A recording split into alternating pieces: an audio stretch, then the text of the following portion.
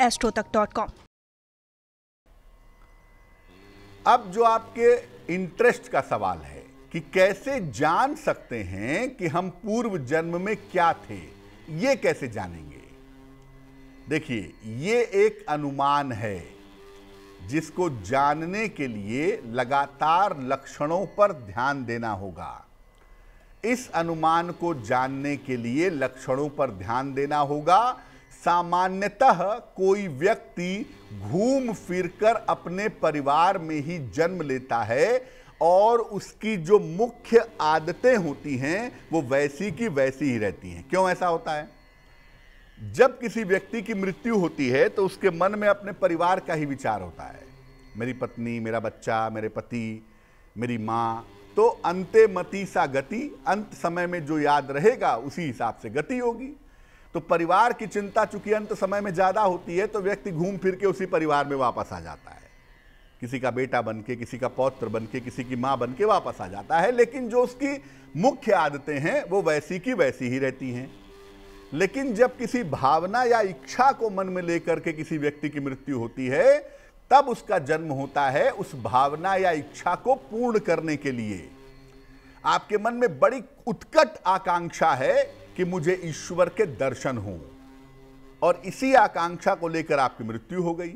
तो आप तब जन्म लेंगे जिस जन्म में ईश्वर का अवतार होगा, ईश्वर के संपर्क में आएंगे, उनका दर्शन करेंगे, तब आपके जन्म का जो उद्देश्य है वो पूरा होगा और तब परिवार की सीमा लागू नहीं होती है। कोई विशेष तरह का गुण, अवगुण, आदत, बीमारी या चिन्ह जो बिना किसी प्रयास के आपके अंदर आ जाते हैं वो पूर्व जन्म के ही होते हैं।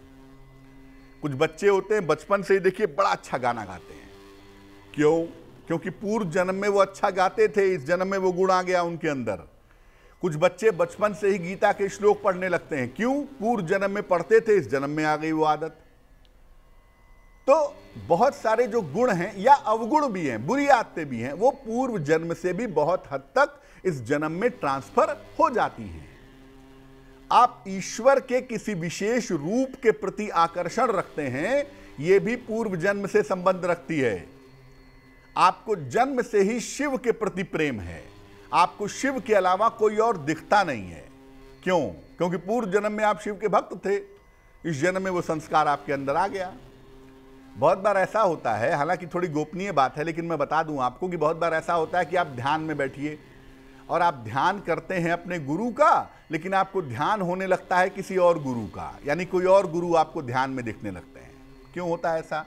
क्योंकि पूर्व जन्म में आपने दूसरे गुरु की साधना की थी, इस जन्म में आप दूसरे गुरु के संपर्क में आ गए, तो दोनों का कनेक्शन आपको इस जन्म में दिखाई देता है। तो पूर्व जन्म के गुण, अवगुण, आदतें, संस्कार बहुत हद तक इस जन्म में ट्रांसफर हो जाती हैं। गड़बड़ कहां होती है? पूर्व जन्म में आपसे बुरे कर्म हो गए, लेकिन इस जन्म में आप चीजों को सुधारना चाहते हैं, बेहतर करना चाहते हैं, और पूर्व जन्म के कर्म आपको लगातार बाधा दे रहे हैं। तो क्या उपाय करें? देखिए, जो व्यक्ति सृष्टि का पहला गुरु है और जो आज भी गुरु है वो है शिव।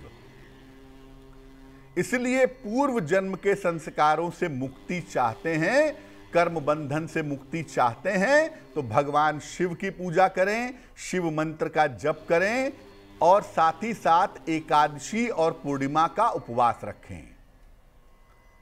श्रीमद् भागवत का अर्थपूर्ण पाठ करें। श्रीमद् भागवत में भगवान कृष्ण की लीलाएं हैं। कभी एक कहानी आपको सुनाऊंगा, एक राक्षस की, एक गोकर्ण नाम के ब्राह्मण और उनका एक भाई धुंधुकारी कैसे श्रीमद् भागवत का पाठ करके मुक्त हो गया।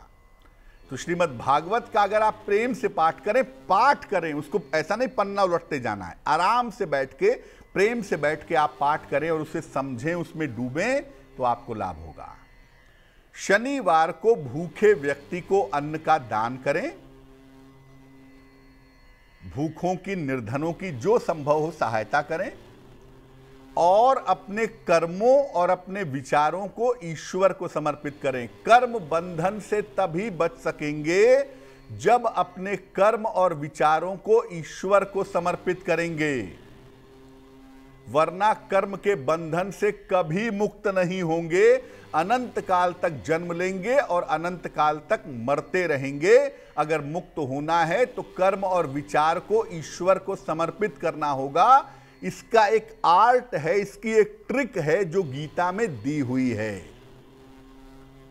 तो अपने कर्म और अपने विचारों को ईश्वर को समर्पित करें ताकि कर्म के बंधन से मुक्त हो, और मुक्त होने पर ही आपको मुक्ति मिल पाएगी।